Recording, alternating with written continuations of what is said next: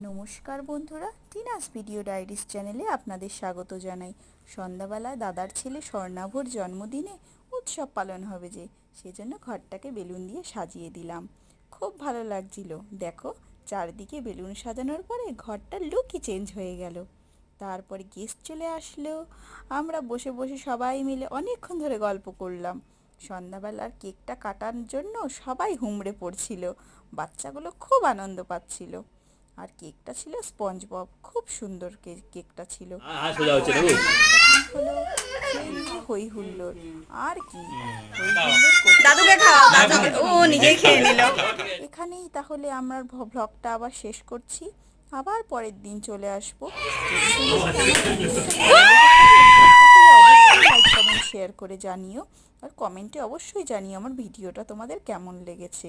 আমি আবার চলে আসবো নতুন ভিডিও নিয়ে। Tata, bye bye.